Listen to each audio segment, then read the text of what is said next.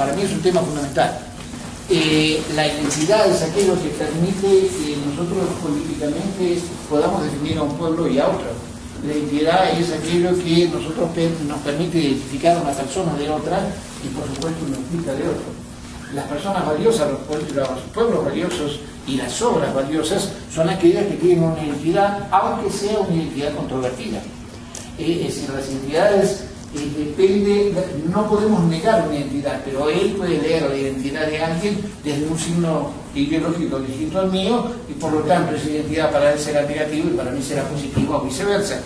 Pero el hecho de una identidad es innegable, es decir, a todos los grandes tiranos de la historia que serán seres despreciables, sin embargo no le podemos negar una identidad. Es decir, yo puedo decir que Stalin era un desgraciado, pero era Stalin. Es decir, nadie puede decir que Stalin era alguien sin identidad, evidentemente la tenía, ¿no? Entonces, y lo mismo en situaciones que no sean negativas, ¿no?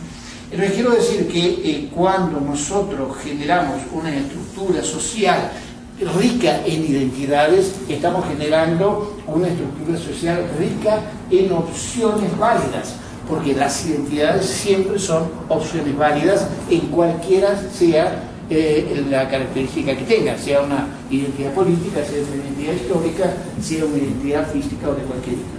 Y decíamos recién que a su vez las identidades tienden a generar como la posibilidad de una copia. Uno de los proyectos que hace unos años yo presenté al Centro Nacional, al CONACULTA, y me lo aprobaron y después no me dieron dinero para hacerlo, se llamaba creación de referentes. El teatro, por ejemplo, en este caso el teatro de calle, no tiene en México referentes importantes. Y los referentes son fundamentales, porque yo digo, yo soy un joven, quiero empezar a hacer teatro de calle, por cualquier otro, y digo, ella hace teatro de calle, yo quiero ser como ella. O al contrario, ella hace teatro de calle, yo no quiero hacer ese tipo de teatro. Es un referente. Un país que no tiene un espacio social, que no tiene referentes en algo, le pueden pasar dos cosas. Una es la confusión y otra es la importación indiscriminada de referentes externos, que tienen sentido en su espacio social y no necesariamente en el nuestro. Entonces, cuando hablamos de identidad, por eso hoy saqué el tema de la identidad, porque me parece importante, es que nosotros vemos, yo veo 150 obras por año, hay que ver como 300 obras por año, más o menos. Pero quiero decir, todos ustedes son personas que asisten con frecuencia. Y sin embargo, no creo que tengan muchos referentes de identidad en nuestro teatro, hablando, por supuesto, de autores y directores. En este caso, y es más fácil encontrar referentes de identidad en la autoría que en la dirección. Es decir, hay muchos más Carballidos, Mendoza, Argüelles, etc., que decir, escritores que han sido referentes de identidad, o algunos que todavía son referentes de identidad, que en el área de dirección. A ustedes me nombran aquí a Holguín, Tavira, Sabido, que son, por ejemplo, tres líneas absolutamente distintas entre sí.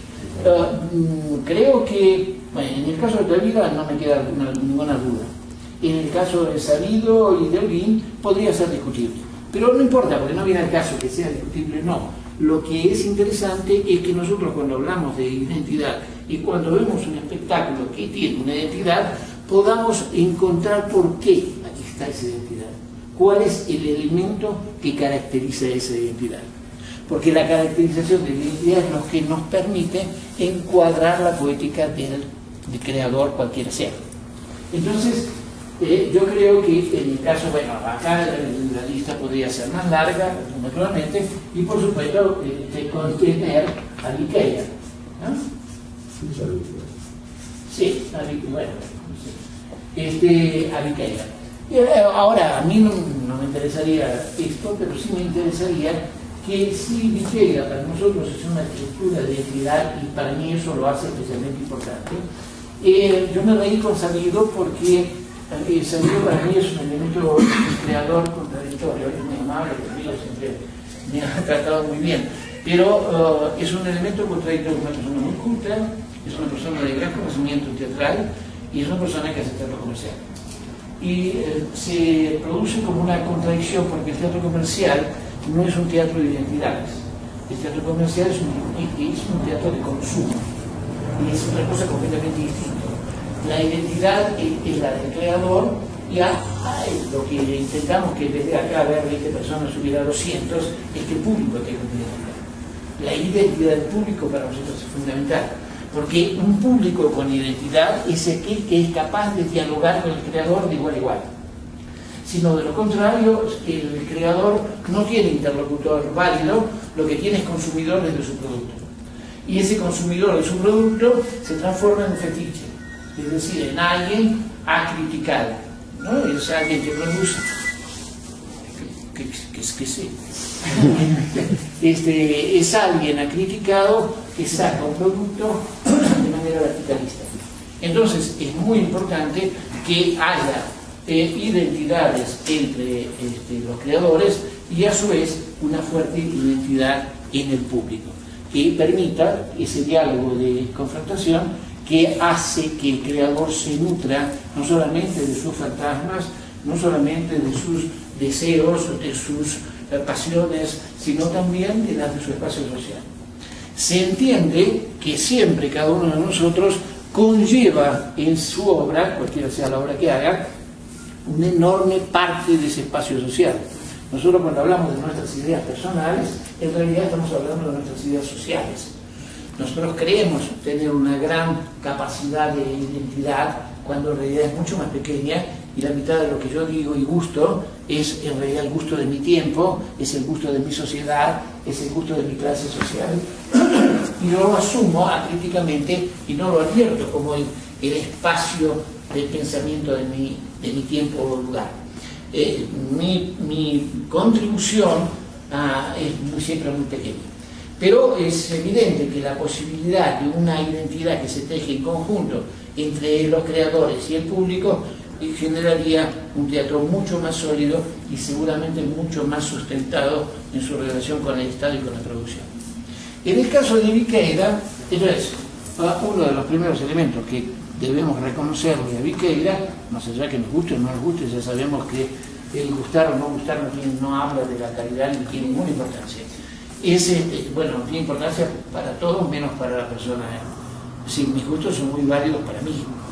Si no me gusta la manzana, no voy a comer manzana. Si no me gusta Viqueira, no iré a ver la obra de Viqueira. Y es muy válido para mí, pero a nivel social obviamente no tiene ninguna importancia. Mis gustos personales son indiscutibles, no se discuten y son muy válidos. Pero no hablan del otro, hablan de mí. Entonces, estamos diciendo de que Viqueira es una persona que evidentemente es un creador. Ahora, a mí me gustaría que un segundo elemento que me gustaría tratar, ¿no? que son las características de esta identidad.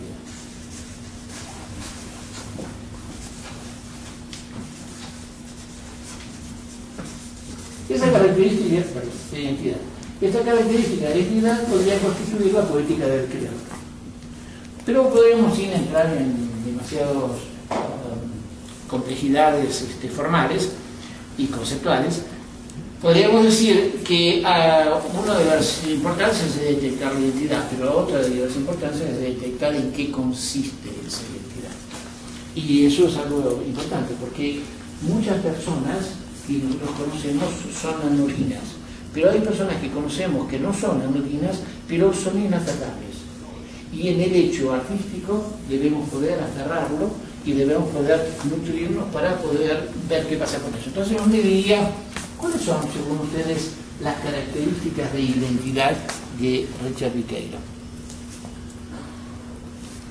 La mayoría de las veces lo he visto representar cosas que él mismo escribió.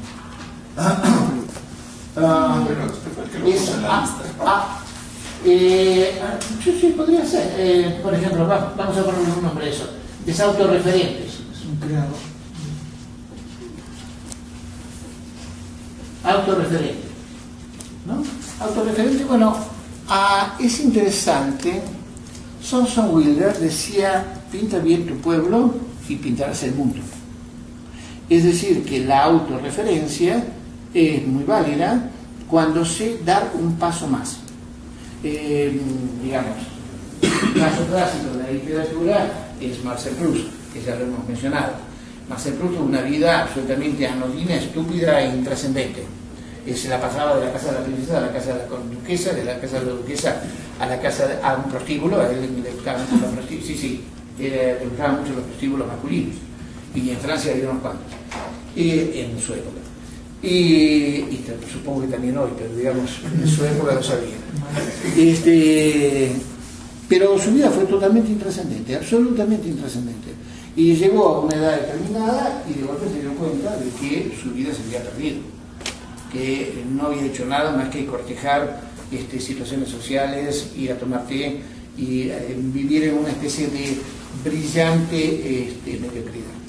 Y entonces lo que hizo fue volverse un autorreferente y escribió su gran obra, ¿no? Jean Anquetil fue un fracaso, fue su primera novela, esa ni vale la pena leerla. Pero escribió estos tomos de Busca del Tiempo Perdido, y realmente era literal, era en busca del tiempo perdido, el tiempo que perdí en mi vida en todo este tipo de cosas intrascendentes. Y escribió estos, ¿cuántos tomos son? ¿5? No me acuerdo, no me acuerdo exactamente. Estos 5 tomos en donde el protagonista se llama Marcel, es decir, no es necesario involucrar mucho, pero, y todos los personajes pueden ser reconocibles por alguien que conozca la historia de Marcel Proust, y sin embargo no es una autobiografía, es un material que de la autorreferencia pega un brinco a través de la calidad constructiva de su literatura y transforma eso en una pintura social de su tiempo-espacio que nos permite reflexionar sobre el ser, que nos permite reflexionar, es decir, hacer una reflexión filosófica, hacer una reflexión de sensibilidad artística, hacer una reflexión sobre la estructura social de la Francia de fines del siglo XIX y principios del siglo XX. Y efectivamente, su último tomo se llama El tiempo recobrado, porque él recobra el tiempo perdido, transformando su vida en un elemento que objetalmente permite una obra que es universal. Si solamente nos hubiéramos leído las frustraciones de Marcel Proust, porque lo echaban de acá y lo ninguneaban de allá, hubiera sido totalmente intrascendente. Quiere decir que el elemento autorreferente de un creador es siempre válido, siempre y cuando sepa superarlo. Es decir, que lo use como semilla, que crezca en terreno fértil, en donde yo, que no tengo nada que ver con Marcel Proust, ni con su tiempo, ni conozco los detalles de su vida, aunque me cae muy simpática la tía y todo lo demás, pueda sentir que su obra está llena de vida, está llena de verdad, pero me pertenece. Y entonces, uno de los elementos que me parece importante cuando hablamos de Viqueira, y tú dices que usa un material autorreferente en su trabajo, me parece importante, pero me parece importante siempre y cuando lo haga, no digo como Marcel Proust, sino en el mismo sentido de que sea el núcleo de una estructura que se supere a sí misma. Es decir, que no sea solamente autobiográfico, sino que esa autobiografía en realidad encapsule algo mucho más importante a nivel técnico, a nivel ideológico, a nivel de lo que sea. Y en ese sentido, la pregunta sería, ahora yo lo pregunto a los demás, ese autorreferencialismo de Richard Viqueira, primero, ¿ustedes lo detectan? No. O sea, yo no entendí bien si lo de la autorreferencia se refiere a que él es un creador, porque él escribe sus propios textos, entonces no sé si la idea de Dianita es que a partir de lo que él escribe vuelve a escribir más, o sea, como que continuara o se basara un poco para continuar su producción con lo que ya inició o algo así. No entiendo muy bien. Cuidado, la autorreferencia no se refiere a... No, la autorreferencia no es que yo escriba mis propios textos. La autorreferencia sería en todo caso en que yo sea la materia prima básica de... Tú dabas el ejemplo de Marcel Proust. Pero yo creo que estoy usando Marcel Proust porque es muy obvio, pero en realidad todos los grandes escritores. Ustedes, ¿cómo se llama este escritor mexicano que le falta una mano? Mario, ¿no? Mario.